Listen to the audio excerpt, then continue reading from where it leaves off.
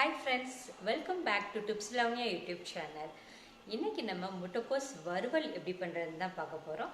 அதுக்கு முன்னாடி இதுவரைக்கும் நம்ம சேனலை சப்ஸ்கிரைப் பண்ணாம பார்த்துட்டு இருந்தீங்கன்னா உடனே சப்ஸ்கிரைப் பண்ணி வச்சுக்கோங்க. கூடவே பெல் ஐக்கனை கிளிக் பண்ணிக்கோங்க. அப்பதான் நாங்க போடுற வீடியோஸ் உங்களுக்கு நோட்டிஃபிகேஷன்ல வந்து சேரும். வாங்க முட்டைக்கோஸ் வறுவல் எப்படி பண்றதுன்னு வீடியோக்குள்ள போய் பார்க்கலாம்.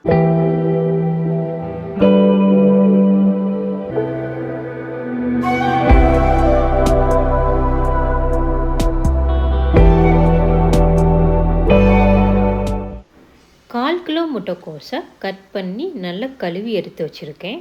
இதில் ஒரு பெரிய வெங்காயத்தை போட்டுக்கோங்க. அடுத்து 4 ஸ்பூன் கடலை மாவு போட்டுருங்க. அடுத்து பச்சரிசி மாவு 2 ஸ்பூன் போட்டுக்கோங்க. 1 ஸ்பூன் வரமிளகாய் தூள்,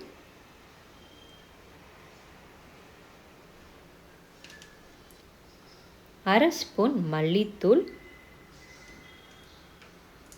1/4 ஸ்பூன் கரம் மசாலா தூள், தேவையான அளவு உப்பு. முட்டைக்கோஸில் மசாலாலாம் நல்லா சேர்கிற மாதிரி எல்லா பக்கமும் நல்லா பரட்டி வச்சுருங்க.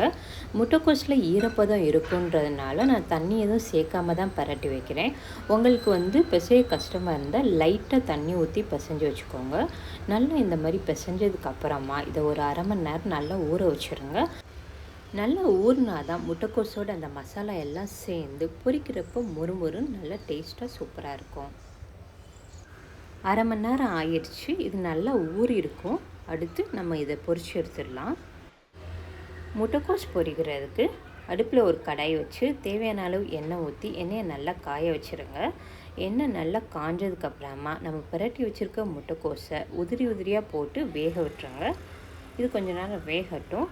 இது வெந்ததுக்கப்புறமா கரண்டியை வச்சு எல்லா பக்கமும் நல்லா பிரட்டி போட்டு மறுபடியும் நல்லா வேக விட்டுருங்க. இது நல்லா முறுமுறுன்னு வர வரைக்கும் வேகட்டும். முட்டைக்கோஸ் மொறுமொறுன்னு சூப்பராக ரெடி ஆயிடுச்சு. இப்போ இதை ஒரு பிளேட்டில் மாற்றிடலாம்.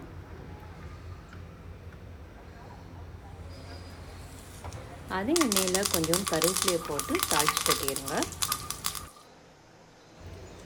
முட்டைக்கோஸை இந்த மாதிரி நீங்கள் செஞ்சு கொடுக்கும்போது குழந்தைங்கள்லாம் ரொம்ப விரும்பி சாப்பிடுவாங்க. அது மட்டும் இல்லை, முட்டைக்கோஸ் பிடிக்காதவங்க கூட விரும்பி சாப்பிட ஆரம்பிச்சிருவாங்க. இதே மாதிரி நீங்களும் உங்கள் வீட்டில் செஞ்சு உங்கள் வீட்டில் உள்ளவங்களை அசத்துங்க. உங்கள் எக்ஸ்பீரியன்ஸை மறக்காமல் கமெண்ட்டில் சொல்லுங்கள். தேங்க்ஸ் ஃபார் வாட்சிங். உங்களையும் உங்களை சுற்றி உள்ளவங்களையும் நல்லபடியாக பார்த்துக்கோங்க.